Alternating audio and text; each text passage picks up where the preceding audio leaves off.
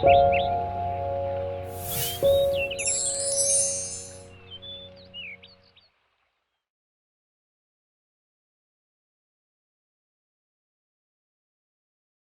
우리 오늘 우리에게 주시는 말씀 통해서 하나님 우리를 복되게 세워가시는 그 역사 속으로 잘 저와 여러분이 들어가시기 바라고, 우리 온라인으로 함께 예배드리시는 분들도 그 각자의 자리에서 주님의 임재 가운데 나를 향하신 말씀 메시지가 잘 새겨지고 우리가 복된 삶이 되시기 바랍니다.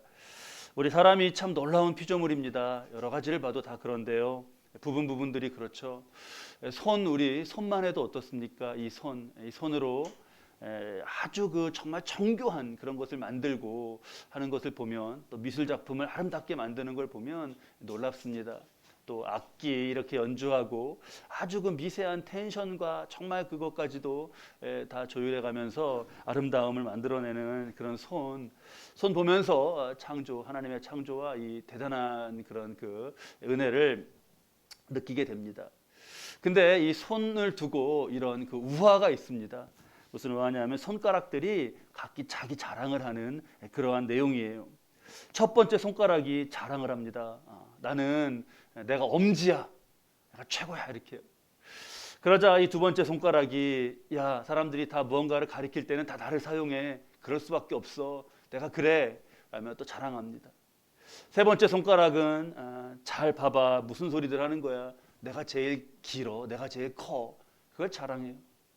네 번째 손가락은 너네들 다 왜 이렇게 모르니, 결혼 같은 중요한 순간에 봐봐, 그 반지를 어느 손가락에 끼나 하면서 손가락들이 다 그냥 자기 자랑이 넘쳤습니다.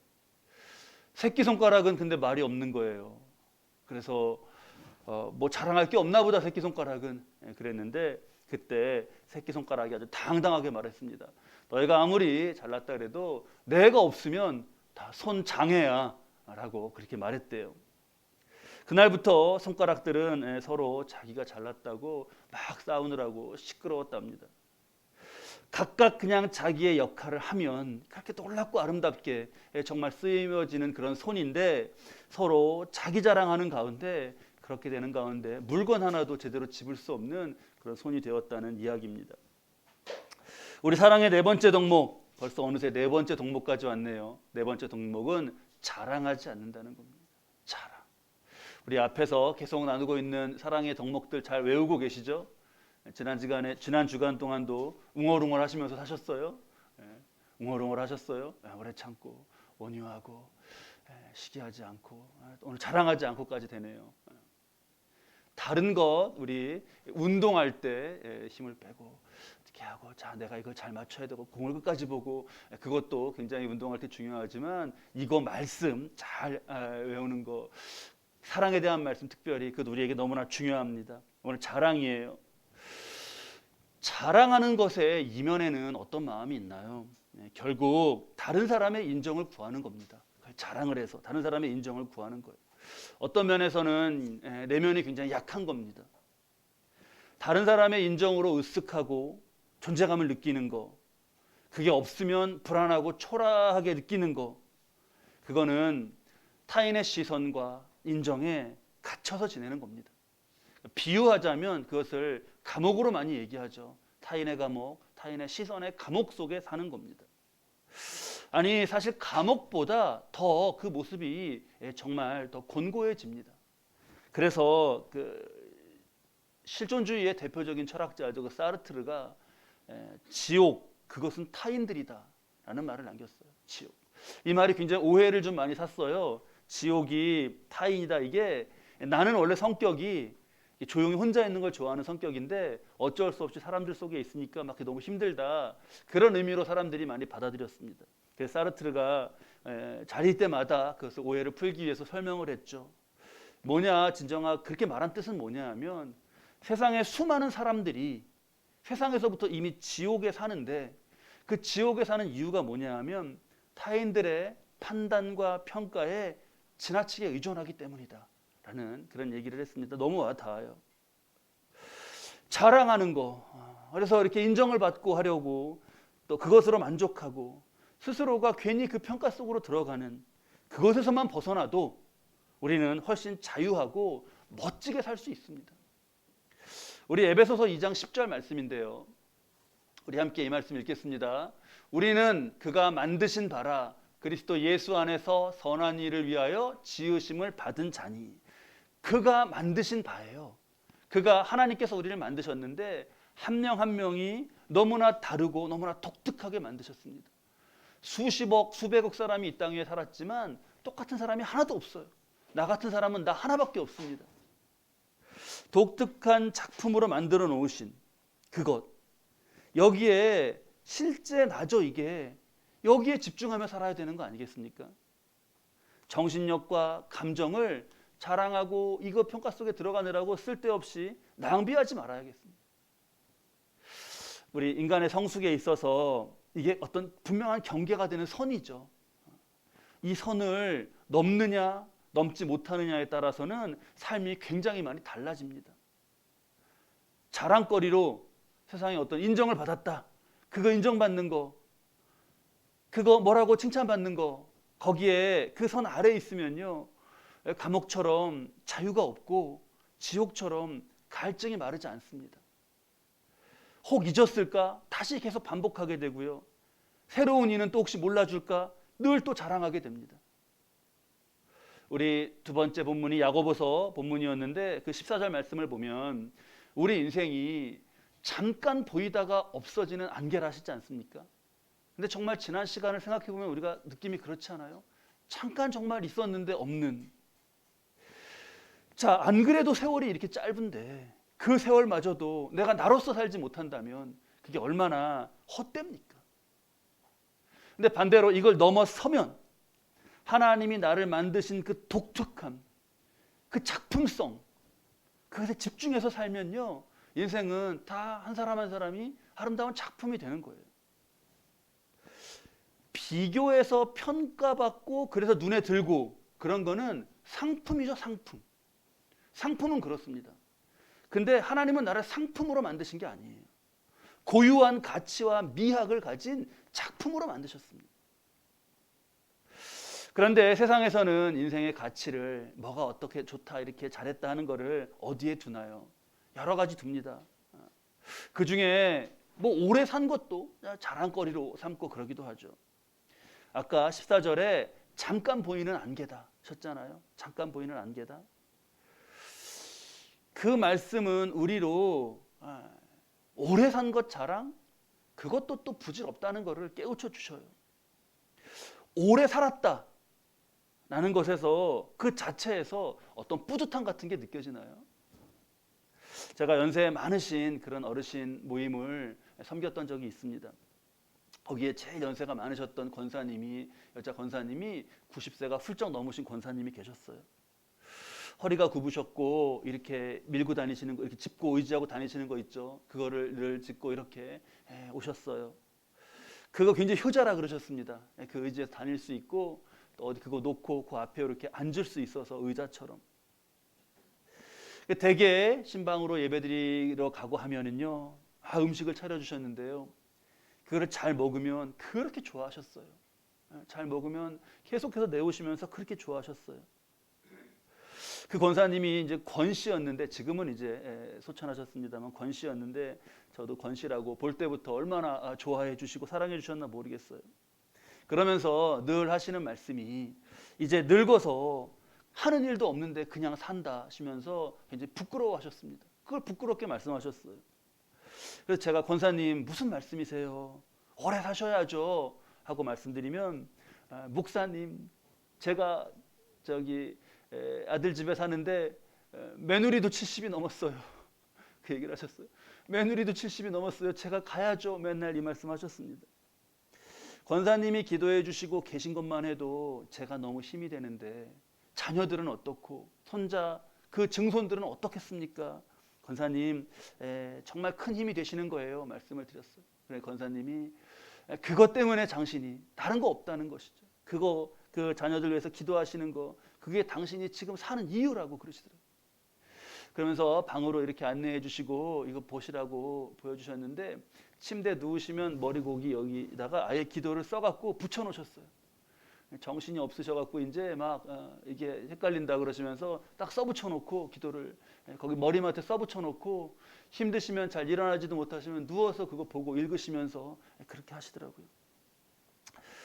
제일 많이 기억에 나는 거는 이렇게 주일날 오시면은 그거 의지해서 이렇게 끌고 오시면서 제가 현관에서 교인 이렇게 맞고 인사드리면 늘 들어오시면서 그러셨어요. 목사님 아직도 살아서 또 왔어요. 아직도 살아서 또 왔어요. 그러시면서 부끄러워하시는 웃음으로 그렇게 지으셨어요. 아 정말 그렇게 연세 많으셔도 그런 웃음과 그런 그 순박한 모습이실 수 있나. 저도 좀 그랬으면 좋겠다 생각했습니다. 또 어느 노 국문학자의 그 고백도 생각이 나요. 이분은 윤동주 시 연구로 문학 박사학위를 받고 평생 이제 그걸 가르치신 거예요. 근데 나중에 이렇게 고백하시더라고요. 윤동주 시인이 서시를 쓴 게 24살 때인데 자기는 80이 넘어서까지 참 오래도 그 시 말하면서 산다고. 그 교수님 워딩으로는 우려먹으면서 산다고 그렇게 말씀하시더라고요. 하늘을 우러러 한 점 부끄럼 없기를 잎새이는 바람에도 괴로워하며 살았던 27세에 떠났죠, 윤동주가. 근데 자신은 정말 그렇게 하면서 천국에 가서 윤동주 만나면 부끄러울 것 같다고 그 얘기 하시더라고요. 오래 살았다 그 자랑이 아니라 오래 살았더니 부끄럽다. 그런 말씀들이 새삼새삼 더 세월이 갈수록 이게 울림이 큽니다. 자, 오래 산 거, 뭐 누가 알아주는 거, 뭐 가진 거 다 그래요. 그러면 오래 살지도 말고 가지지도 말고 뭐 알아주지도 않게 그렇게 살아야 되는가? 그게 아닙니다. 그 말이 아니라 그게 막 떠들고 자랑하고 그럴 일이 아니라는 거예요. 그런 가운데 알고 보면 다른 사람의 시선의 감옥, 인정의 감옥, 평가의 감옥에서 내가 그냥 잠시 이렇게 기뻐하는 게 아닌가를 성찰해야 한다는 겁니다. 자랑을 이렇게 부정적으로 말씀드리면 그러면 혹시 자랑은 나쁜 거고 아무것도 자랑하면 안 되는 건가? 하나님이 막 그렇게 입막음하듯이 그렇게 말씀하시는 건 아니에요. 우리가 잘 봐야 하는 거는 그거죠. 뭘 자랑하는가를 봐야죠. 무엇을 자랑하는가. 성경에서 말씀하시는 거 그냥 한마디로 요한일서 2장 16절 말씀인데 우리 너무 잘 알아요. 이생의 자랑이잖아요. 그냥 이생의 자랑을 하는 거잖아요. 우리가 하나님을 모르는 사람은 어떤 자랑을 하든 우리가 뭐 판단할 게 별로 없습니다. 이생의 자랑 많이 그냥 하는 거죠. 뭐 주로 돈을 자랑하고 어떤 뭐 물건 소유한 거 자랑하고 사는 곳을 자랑하고 막 그러지 않습니까? 여기 이제 제가 교회 주변에서 식사하는데 주말에 이제 나가서 식사하면 그 식당에 그 산에 다녀오셔가지고 같이 모임하신 다음에 식사하시는 분들이 많아요. 아 그러면은 건강 자랑들 많이 하시죠. 건강 자랑. 또 정말 이 자랑만은 없어졌으면 좋겠는데 술 잘 마시는 자랑. 아 그냥 테이블마다 술 잘 마시는 자랑만 많이 하셔요. 우리 새벽 예배 때 나눴잖아요. 술 취하지 말라. 술 1급 발암물질 아닙니까? 그거를 막 집어넣으면서 그 방사능이랑 같은 카테고리에 있는 건데 아 그게 자랑 막 그렇게 하셔요. 여러분 어떠세요? 찬물이요. 물 차게 마시는 게 기관지에 안 좋대요. 기관지에. 그러니까 우리가 기관지에 그게 안 좋아 그러면 찬물도 조금 시간을 뒀다 마신단 말이에요. 미지근한 물 조금 섞어서. 이 기관지 하나도 그런데 1급 발암물질을 막 몸에 집어넣으면서 그걸 자랑하는 게 이게 말이 됩니까? 어떤 자리에서는 또 막 누가 뭐 힘이 좋다 그런 걸 자랑합니다. 누가 보건 말건 이렇게 보니까 머리가 다 그냥 이제 희끗희끗하시고 그러신데도 막 자랑하셔요. 세상에서 그런 걸 자랑하는 거를 술에 취해서 막 목소리 조절이 안 되는 거를 뭐 어쩌겠습니까? 어쩌겠습니까? 그거를 뭐 성도가 판단하고 그러는 거 아니죠. 근데 믿는 사람이라면 이걸 중요하게 점검해야 돼요. 믿는 사람이라면 세상의 자랑거리 그걸로 결국 그게 높여지는 거잖아요. 그게 하나님보다 높여지는 거잖아요. 그 자랑 가운데 분명히 하나님이 주신 건데 하나님은 없고 그게 높여지고 그거를 높임으로 자기를 높이고 자기 자랑하는 거잖아요. 그래서 문제입니다. 하나님이 전쟁에 나가는 기드온에게 병사의 수를 줄이라 그러셨어요. 한 명이라도 더 모아야 되는데 왜 병사의 수를 줄이라고 하시나? 그리고 이 말씀하셨습니다. 사사기 7장 2절 말씀이에요. 우리 이 말씀 함께 읽을까요? 여호와께서 기드온에게 이르시되 너를 따르는 백성이 너무 많은즉 내가 그들의 손에 미디안 사람을 넘겨주지 아니하리니 이는 이스라엘이 나를 거슬러 스스로 말하기를 내 손이 나를 구원하였다 할까 함이니라. 자기 손이 자기를 구원한 것도 아니고 한데 그걸 막 자랑, 내 손이 나를, 그러면서 자기가 높여지는, 그럴까?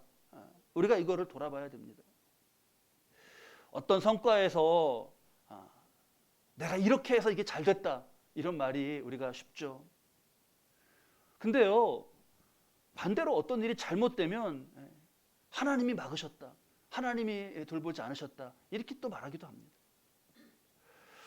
하나님의 영광을 가로챈다라는 그런 표현이 있는데 그게 다른 게 아닙니다. 세상 자랑, 자기 자랑하는 거, 그게 하나님의 영광을 가로채는 겁니다.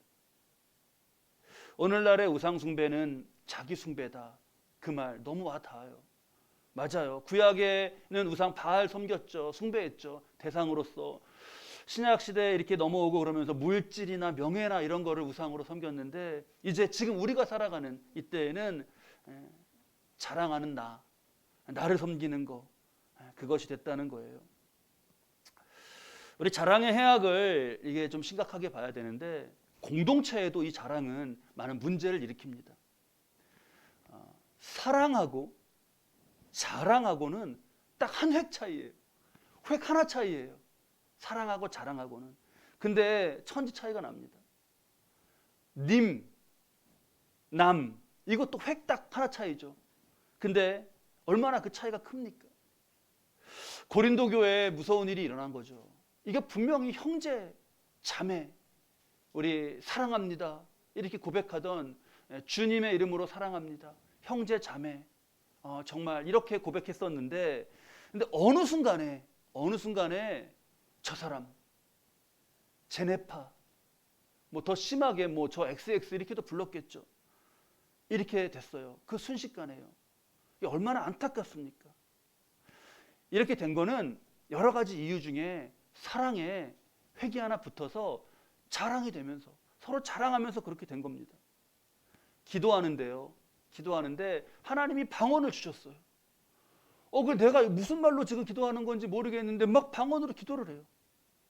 놀라운 체험이죠. 그리고 나가서 어떻게 했냐? 자랑했습니다. 나 방언 받았다. 나 이런 사람이야. 너 방언 받았어? 이렇게요. 우리 고린도전서 12장 28절 말씀인데요. 이 말씀도 우리 함께 읽을까요? 하나님이 교회 중에 몇을 세우셨으니 첫째는 사도요, 둘째는 선지자요, 셋째는 교사요, 그 다음은 능력을 행하는 자요, 그 다음은 병 고치는 은사와 서로 돕는 것과 다스리는 것과 각종 방언을 말하는 것이라 했습니다. 자, 여기서 사도가 첫째라 그랬으니까 내가 엄지다 이렇게 하고, 교사가 내가 가르치는 게 없으면 교회가 어떻게 되는 줄 알아 이렇게 하고, 능력을 행하는 자가 능력을 자랑하고 그것이 없는 일을 무시하고, 방언을 하는 사람이 방언을 자랑하고, 그러면 다섯 손가락이 아까 막 싸우는 것과 똑같은 모습이 되는 거죠. 말씀에서 저기 지금 첫째, 둘째, 셋째는 순위를 말하는 게 아니라 순서를, 이렇게 그냥 그 1, 2, 3번을 말하는 거죠. 저걸 가지고 막 높다고 그러면 안 됩니다. 자, 그 공동체 안에서 이렇게 자랑하면서 이게 다툼이 생긴 거잖아요. 이건 제 경험이에요. 이거는 뭐 말씀에는 그런 게 없습니다. 그냥 제가 경험하게 느끼기에는 가만히 보면요, 자랑하기를 좋아하는 분은 또 다른 사람이 자랑하는 거는 못 참는 것 같아요. 제 경험만이 아니네 그러면. 이상하게 자랑하기 좋아하는 사람은 다른 사람이 자랑하는 건 못 참아요. 그래서 다른 사람의 칭찬에 인색하고요. 근데 정말 여러분, 우리가 이렇게 뭘 가지고 여기서 지금 뭐가 이거 잘나고 막 이런 걸 자랑하자면 다 저기서 맨 앞에가 뭐예요? 말씀의 맨 앞이 하나님이 주신 거란 말이에요. 근데 그걸 가지고 실컷 싸움하고 있으면 어떡해요? 제가 목회 경험이 뭐 아직도 뭐 많지 않지만 그렇지만 저 말씀 보면서요, 정말 저기서 제일 저기 지금 슬며시 가려져 있는 것 중에요, 첫째는 사도요 이렇게 말씀이 쭉 나가다가 우리 PPT에서 네 번째 줄이네요. 그 끝에 서로 돕는 것이 나와요. 근데 목회하면서 보면 저게 제일 귀한 것 같습니다. 그냥 묵묵히 서로 돕는 것.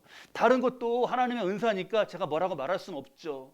다 귀하고 존귀한 건데 정말 공동체를 위해서 제일 좋은 거, 귀한 거는, 귀하게 느껴지는 거는 서로 돕는 거.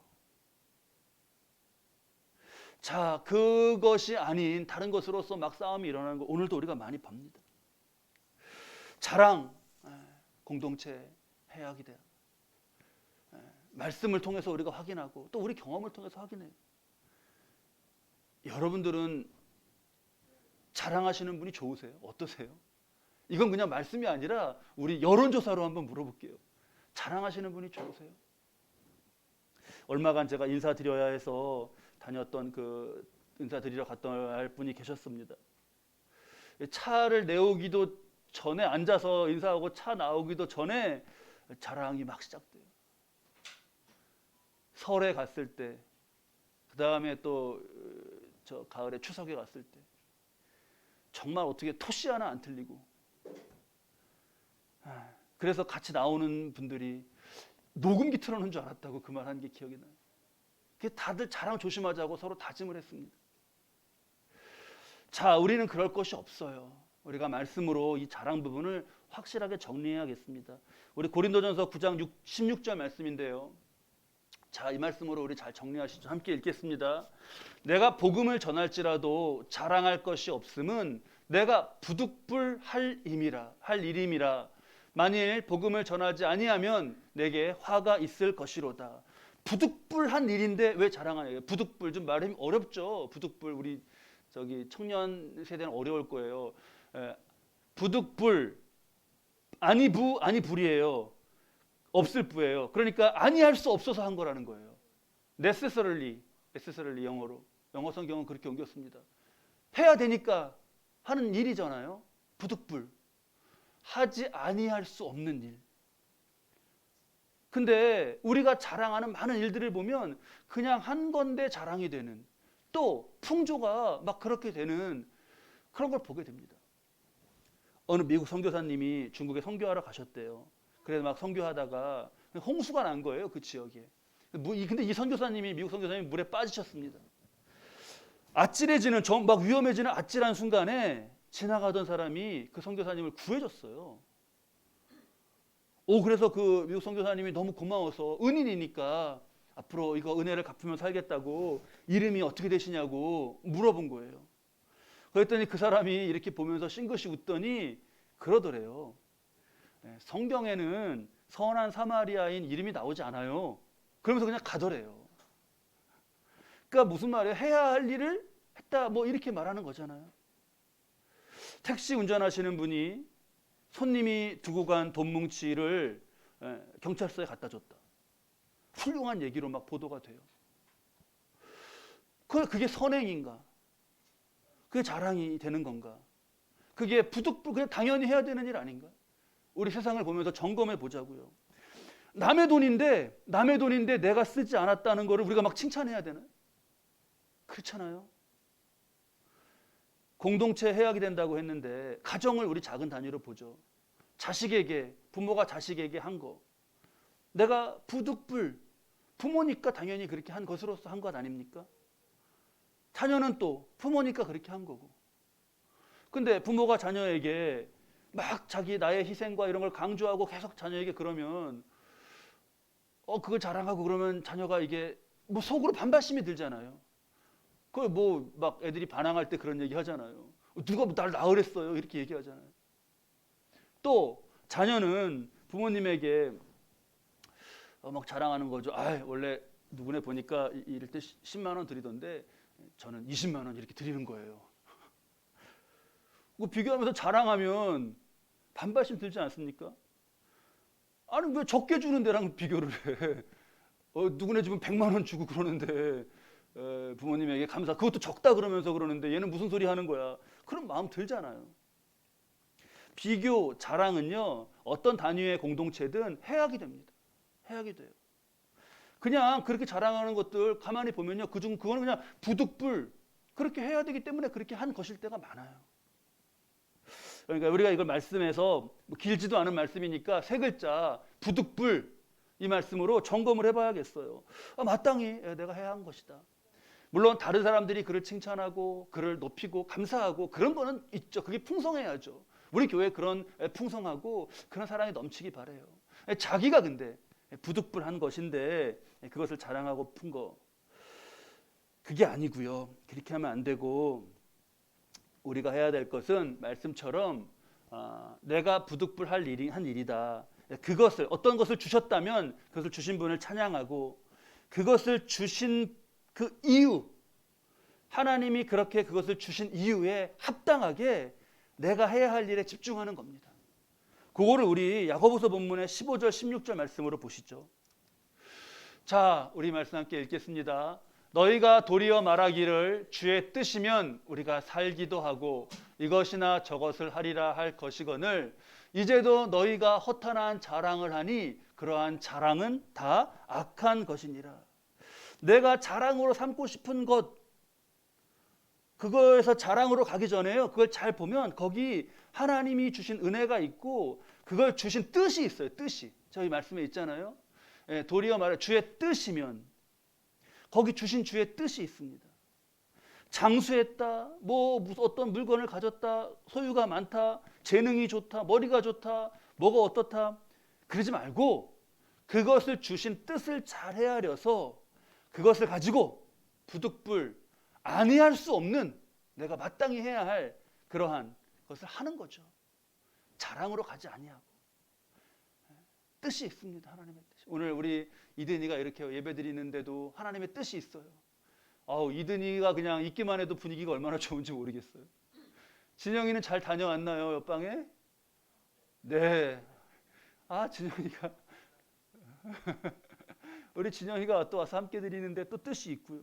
그래요. 잘 뜻을 분별하고 그렇게 하는 거죠. 그 17절 말씀도 우리 함께 볼까요? 그러므로 사람이 선을 행할 줄 알고도 행하지 아니하면 죄냐. 선이 나오잖아요. 잘 말씀을 연결해 보셔요. 하나님 주신 뜻이 있고 이것에 잘 집중해서 그것으로서 부득불 아니할 수 없는 일을 하는데 하나님의 선이 되는, 그것을 이루어가는, 그거 하는 겁니다. 너무 당연하죠. 너무 당연한데 이걸 묵묵히 해 나아가는 것인데, 근데 이거를 자랑하는 순간 이런 게 다 깨지는 거죠. 자랑하는 순간 누군가와 비교하고 다른 사람의 인정, 칭찬 이런 거로가 아니라 우리는 지금 말씀드린 이 의미 가운데 하나님의 작품으로 살 수 있습니다. 이게 아이들이 읽는 책인데 그 제목이 너무 와 닿았어요. 제가 이거 아이들이 읽는 책이라서 동화 그런 책이어서 내용을 읽지는 않았는데 제목이 너무 와 닿아요. 제목이 뭐냐 하면 내 이름은 나답게예요.